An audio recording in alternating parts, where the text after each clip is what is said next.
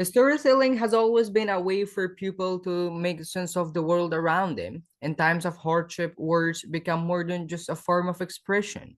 They become a source of restraint, a way to fight back, and a bridge connecting people across different experiences. Today, I'm honored to speak with a young writer, Amy Sulaiman, who has chosen to share her words, her voice, and her writings with the world. Thank you for joining us, Amy Sulaiman. Thank you. Thank you once again for joining us. First of all, I would like to start from here that there is always a moment when a writer realizes that their words are not just for themselves, but for others too.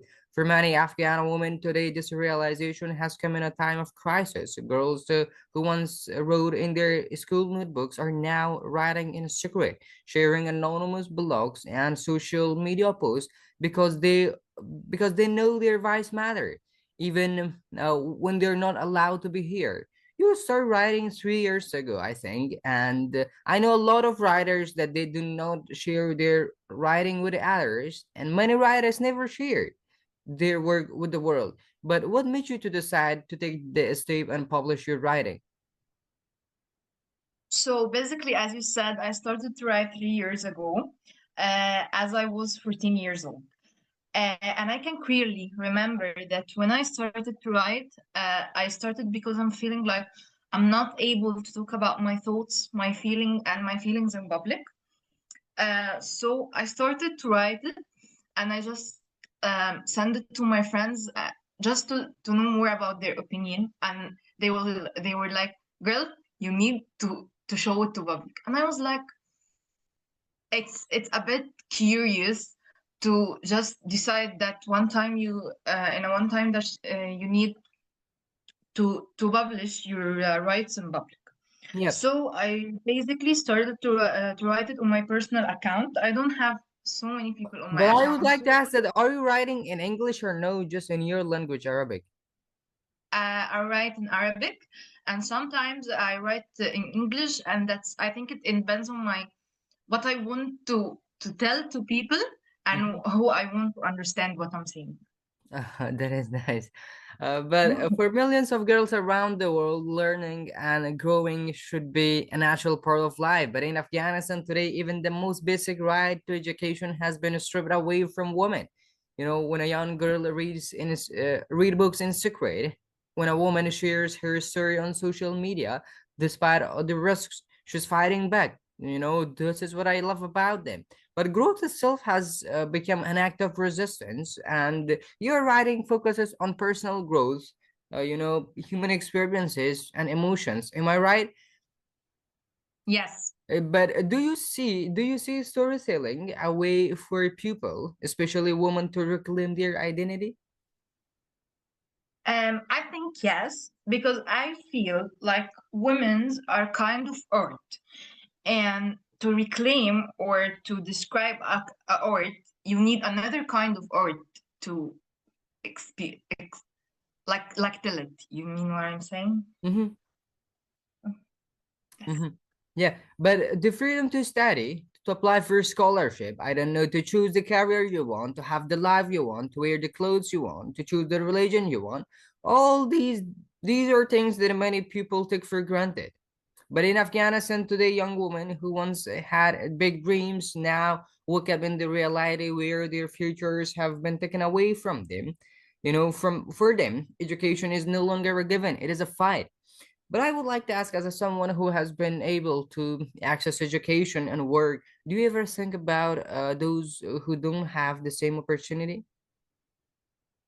I think yes. I always thought when I'm going like to work or to school, I always thought about those who are not even have the right to go to school, are not even have the right to choose a major, to study what they want, to work in what they want. I think I always feel so sorry for women who are not able to to be what they want to be, because Mhm. like that's the simplest things of our rights to choose what we want to be. So I always think about like, what if this even this right are taken from me? I can't choose what I want to be in life. I can't even work in the place I want to. I can't marry someone I want to. it's really made me feel like I'm very mad for these people. Yeah, but always storytelling holds immense power. I strongly believe that storytelling holds immense powers, especially for those whose voices are being erased. Afghanistan women and girls once dreamed of becoming a writer, writers, Yeah. teachers, leaders, I don't know, pilots, engineers, but now log out of schools and public life, and their future is stolen from them. But I would like to repeat this again and again, that history has shown us that the silence is never the end. I would like to repeat this, that our audience should hear, our sisters, our mothers should hear this in Afghanistan, that history has shown us that the silence is never the end. Silence is never the end.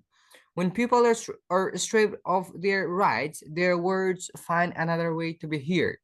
But the other question is that I would like to know is, Okay. through your work with a Wellspring, you have met people from different backgrounds. Do you think storytelling can be a bridge between cultures, especially for women facing oppression? I think definitely yes, because what I realized from dealing with different backgrounds during my work is that people would never know that there are another kinds of life that exist, uh, like out of their lifestyle. Uh, they don't know that there's like a whole totally different life out of the life that they live.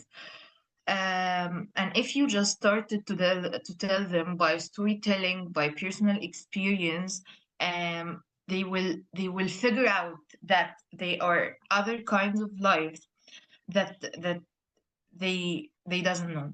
And I really like a quote that says, per birds that born in a cage believe that flying is a crime, not because it's really a crime, but just because they are born in a cage. So if Yeah. you saw you see that there are another kind of life, there are women's are outside that they can become what they want, they can do what they want in life.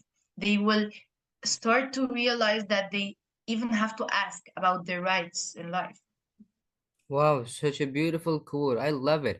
Of course, this is the Thank same, They all think that flying is a crime, but when the current regime took away Afghan women's freedom, many refused to disappear. They turned to the only tool they had left, their vices, like you. Some write Yeah. in secret, peering their pain into hidden notebooks, while others share their truth online, even at the greater risk. Yet they persist, because when everything else is taken away, words still remain. I strongly believe that every word written is a step toward justice. And I strongly believe Yes. this. But as a Yeah. last question, there, as a writer, do you see yourself using your platform to speak about social issue in the future? I think why not? If I ever feel like I really need to talk about a social issue that I have faced in my life, and I have faced a lot of this, and I can just describe it in a right form that can grab the attention for the idea and discuss it and talk about it. By the way, I have a lot of women that in my page, and they are talking and very very interactive um, for what I'm writing and what I'm saying. So I think yes, I would happily do it.